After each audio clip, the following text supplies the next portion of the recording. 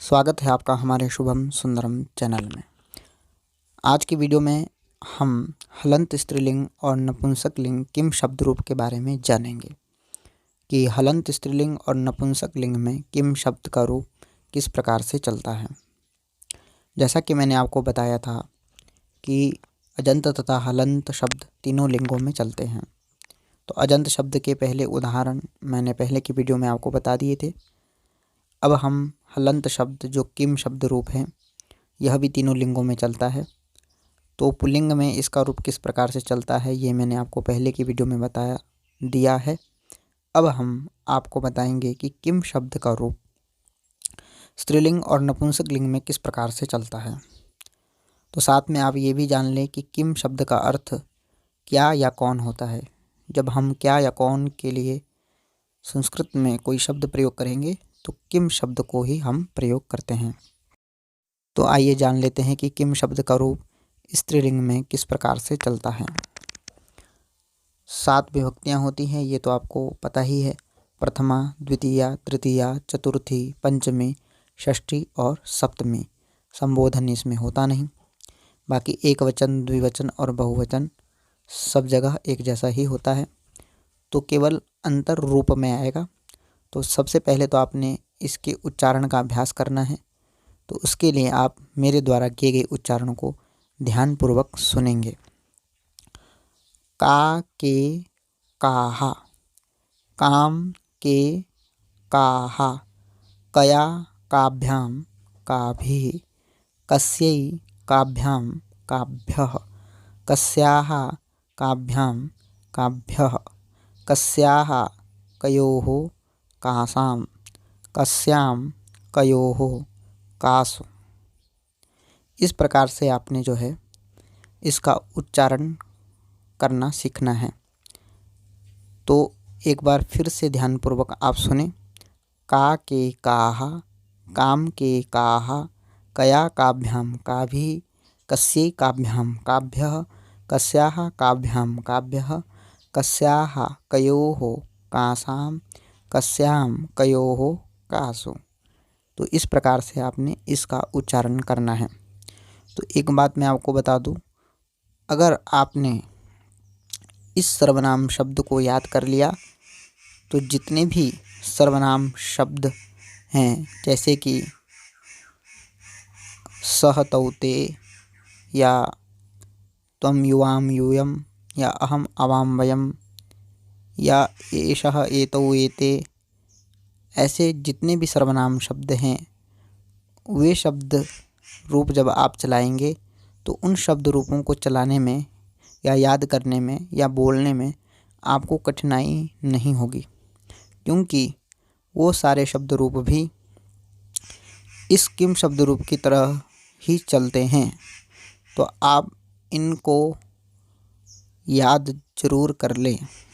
अगर आप ये चाहते हैं कि हमें किन्हीं सर्वनाम शब्दों को उच्चारण करने में कठिनाई ना आए तो आप इन शब्दों के उच्चारण का अभ्यास ज़रूर करें, क्योंकि लगभग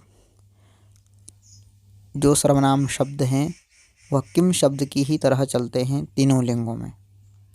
तो ये आपने ध्यान रखना है कि इनके उच्चारण का अगर आप में अभ्यास करेंगे तो अन्य सर्वनाम शब्दों के उच्चारण का आपको अभ्यास करने की अधिक आवश्यकता नहीं पड़ेगी। तो इसके उच्चारण का बार बार अभ्यास करें। अब हम किम शब्द रूप जो नपुंसक लिंग में चलता है उसके उच्चारण का अभ्यास करेंगे। तो यहाँ पर भी 7 विभक्तियाँ, प्रथमा, द्वितीया, तृतीया, चतुर्थी, पंचमी, षष्ठी, सप्तमी, एक वचन, द्विवचन, बहुवचन, इनको शब्द रूप के उच्चारण करते समय बोलने की आवश्यकता नहीं होती है। इनको केवल ध्यान में रखा जाता है, केवल उच्चारण किया जाता है शब्द रूप का। तो आइए हम इसके उच्चारण को पहले ध्यानपूर्वक सुन लेते हैं। किम के कानि, किम के कानि, केन काभ्याम कैः, कस्मै काभ्याम केभ्यः, कस्मात् काभ्याम केभ्यः, कस्य कयोः केषां, कस्मिन् कयोः केषु। इस प्रकार से आपने इसका उच्चारण करना है। फिर से ध्यान से सुने। किम के कानि, किम के कानि, केन काभ्याम कैः, कस्मै काभ्याम केभ्यः, कस्मात् काभ्यां केभ्यः कस्य कयोः केषां कस्मिन् कयोः केषु। अब इसमें एक और बात ध्यान रखनी है आपने। नपुंसक लिंग में किम शब्द जो है वह प्रथमा और द्वितीय विभक्ति में एक समान चलता है। आप देख सकते हैं जो प्रथमा विभक्ति में जो रूप हैं वही रूप द्वितीय विभक्ति में भी है। देखिए प्रथमा विभक्ति के रूप हैं किम के कानी, तो द्वितीय विभक्ति के भी वही रूप हैं किम के कानी। तो सबसे आसान यह शब्द होता है याद करने के लिए, क्योंकि यहाँ प्रथमा और द्वितीय विभक्ति के रूप एक जैसे होते हैं। जैसे कि आप देख सकते हैं यहाँ पर किम के कानी, किम के कानी। तो नपुंसक लिंग में जितने भी सर्वनाम शब्द होते हैं लगभग ऐसे ही चलते हैं। तो जब भी आप किसी भी सर्वनाम शब्द का नपुंसक लिंग का रूप चलाओगे तो आपको ये बात हमेशा ध्यान रखनी है कि प्रथमा और द्वितीय विभक्ति में नपुंसक लिंग में एक जैसे रूप चलते हैं। जैसे कि आपने यहाँ पे देखा कि किम के कहानी एक जैसे रूप हैं, और इसके आगे जो रूप चलते हैं वह भी बहुत आसान है। आसान इसलिए है क्योंकि तृतीया विभक्ति के बाद नपुंसक लिंग में सप्तमी विभक्ति तक पुल्लिंग की तरह सर्वनाम शब्द के रूप चलते हैं। ये आपने ध्यान रखना है।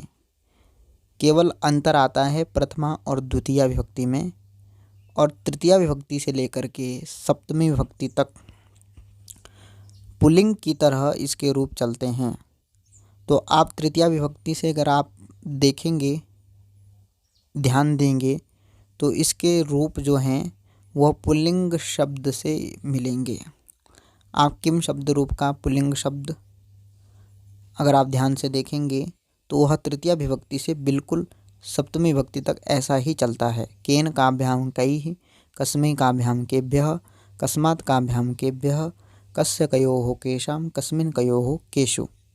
ठीक है, तो यहाँ पर यही ध्यान देना है कि पुल्लिंग में तृतीया विभक्ति से सप्तमी विभक्ति तक जो रूप बनते हैं वही रूप यहाँ पर नपुंसक लिंग में तृतीया विभक्ति से सप्तमी विभक्ति तक बनते हैं, और प्रथमा और द्वितीय विभक्ति में यहाँ पर एक जैसे रूप होते हैं। इसलिए नपुंसक लिंग का शब्द रूप याद करना सबसे आसान है। तो मैंने आपको इस वीडियो में बता दिया कि किम शब्द रूप तीनों लिंगों में किस प्रकार से चलता है। तो आपको वीडियो कैसी लगी? अच्छी लगी हो तो लाइक करें, चैनल को सब्सक्राइब करें। धन्यवाद।